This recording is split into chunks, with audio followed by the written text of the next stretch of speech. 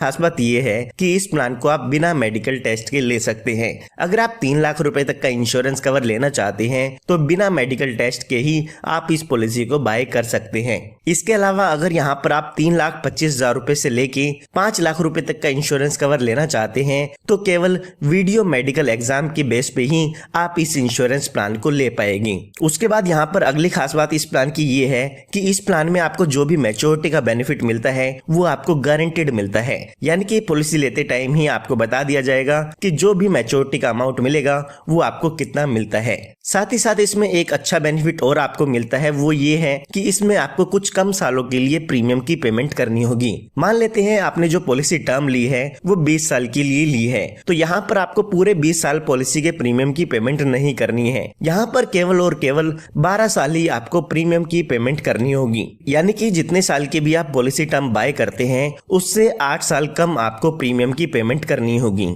तो ये सभी बेनिफिट कुछ ऐसे बेनिफिट हैं जो कि इस प्लान को बाकी इंश्योरेंस प्लान से अलग बनाते हैं। तो आइए अब जानते हैं कि कौन कौन व्यक्ति इस इंश्योरेंस प्लान को ले सकते हैं, यानी कि इस इंश्योरेंस प्लान की क्या क्या कंडीशंस यहाँ पर दी गई है। तो इस प्लान को लेने के लिए जो मिनिमम एज दी गई है वो दी गई है 90 दिन की, यानी कि आपका बच्चा अगर 90 दिन या 90 दिन से ज्यादा का है तो उसके लिए भी आप इस इंश्योरेंस पॉलिसी को बाय कर सकते हैं। उसके बाद यहाँ पर बात आती है मैक्सिमम एज की, यानी कि ज्यादा से ज्यादा कितनी उम्र तक के व्यक्ति इस इंश्योरेंस प्लान को ले पाएंगे। तो वो एज यहाँ पर दी गई है 50 साल की, यानी कि 90 दिन के बच्चे से लेके 50 साल तक के व्यक्ति इस इंश्योरेंस प्लान को ले सकते हैं। उसके बाद यहाँ पर बात आती है पॉलिसी टर्म की, यानी कि कितने सालों के लिए आप इस इंश्योरेंस प्लान को ले सकते हैं। तो यहाँ पर कम से कम 15 सालों के लिए आपको इस इंश्योरेंस प्लान को लेना होगा और ज्यादा से ज्यादा 20 सालों के लिए आप इस इंश्योरेंस प्लान को ले सकते हैं। इसके बीच की कोई भी पॉलिसी टर्म आप चूज कर सकते हैं, 15 साल, 16 साल, 17 साल, 18 साल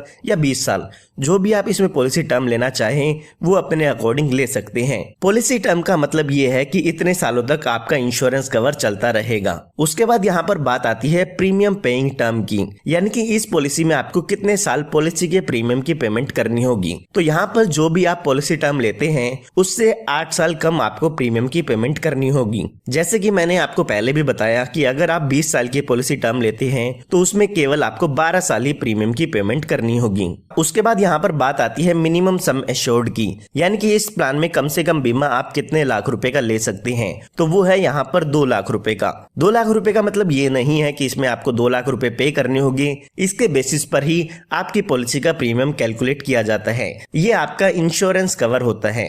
अगर हम यहाँ पर मैक्सिमम सम एश्योर्ड की बात करें तो मैक्सिमम सम एश्योर्ड यहाँ पर आप 5 लाख रुपए का ही ले सकते हैं। उसके बाद यहाँ पर बात आती है मिनिमम मैच्योरिटी एज की, यानी कि जब आपकी पॉलिसी की मैच्योरिटी होती है या आपकी पॉलिसी खत्म होती है तो उस टाइम पर कम से कम आपकी उम्र कितने साल की होनी चाहिए। तो वो एज यहाँ पर 18 साल की दी गई है, यानी कि अगर आपकी एज देखते हैं और साथ ही साथ जो भी पॉलिसी टर्म आप लेना चाहते हैं उन दोनों को ऐड कर देते हैं तो यहाँ पर आपका मिनिमम मैच्योरिटी अमाउंट वो होना चाहिए। साथ ही साथ यहाँ पर बात आती है मैक्सिमम मैच्योरिटी एज की, तो वो यहाँ पर दी गई है 70 साल की, यानी कि जब भी आपकी पॉलिसी की मैच्योरिटी होगी तो उस समय पर ज्यादा से ज्यादा आपकी उम्र 70 साल की होनी चाहिए। उसके बाद यहाँ पर बात आती है मोड ऑफ प्रीमियम की, यानी कि इस पॉलिसी का जो प्रीमियम है वो आपको किस मोड से पे करना होगा। तो यहाँ पर आप ईयरली पे कर सकते हैं, हाफ ईयरली पे कर सकते हैं, क्वार्टरली या मंथली प्रीमियम पेमेंट मोड आप इसमें चूज कर सकते हैं। जैसे भी आप प्रीमियम पे कर सकते हैं वो मोड आप पॉलिसी लेते समय चूज कर पाएगी।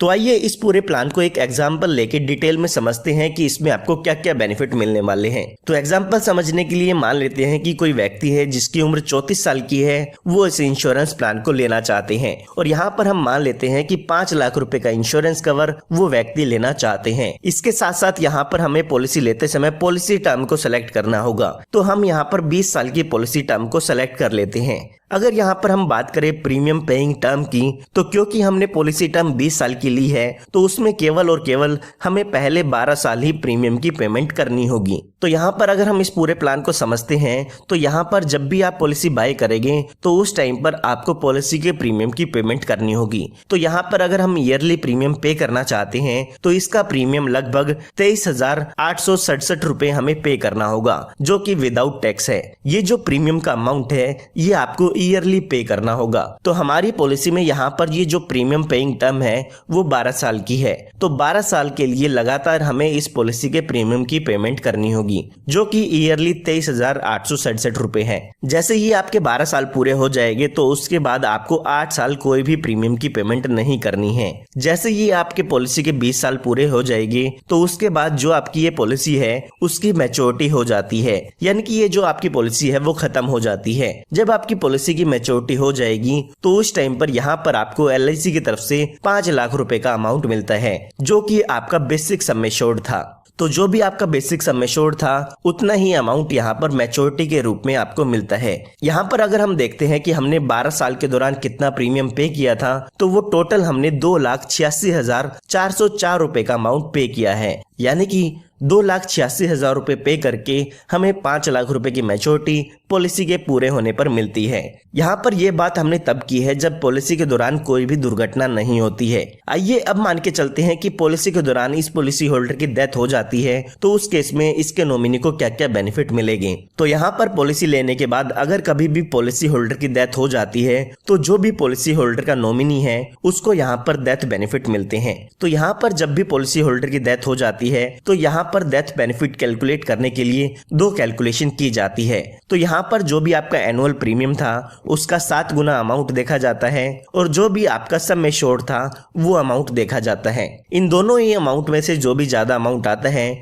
वो आपके नॉमिनी को दे दिया जाता है। तो हमारे केस में अगर हम देखते हैं हमारा जो एनुअल प्रीमियम है वो है 23,867 रुपए का, तो इसका हमें 7 गुना करना होगा। और दूसरी तरफ अगर हम सम एश्योर्ड देखते हैं तो वो अमाउंट है हमारा 5 लाख रुपए का। तो इन दोनों ही कैलकुलेशन में से अगर हम देखते हैं तो हमारा जो सम एश्योर्ड का अमाउंट है वो ज्यादा आता है। तो यहाँ पर हमारे केस में जो भी डेथ बेनिफिट है 5 लाख रुपए का वो इस पॉलिसी होल्डर के नॉमिनी को मिल जाएगा अगर कभी भी पॉलिसी टर्म के दौरान इस पॉलिसी होल्डर की डेथ हो जाती है।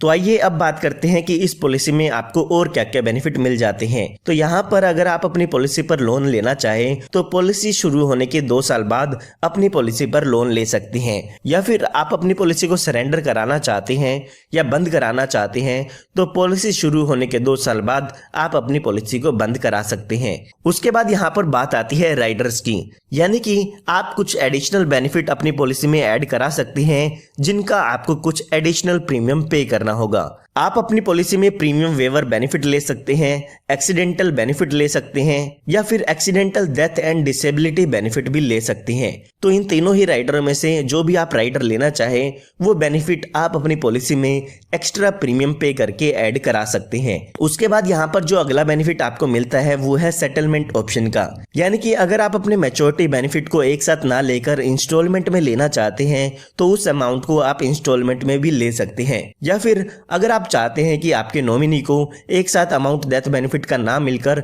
इंस्टॉलमेंट में मिले तो वो भी यहाँ पर आप चूज कर सकते हैं। यहाँ पर आप 5 साल की यहाँ पर इंस्टॉलमेंट के लिए सेटलमेंट ऑप्शन चूज कर सकते हैं। तो ये सभी बेनिफिट आपको LIC के प्लान नंबर 868 जीवन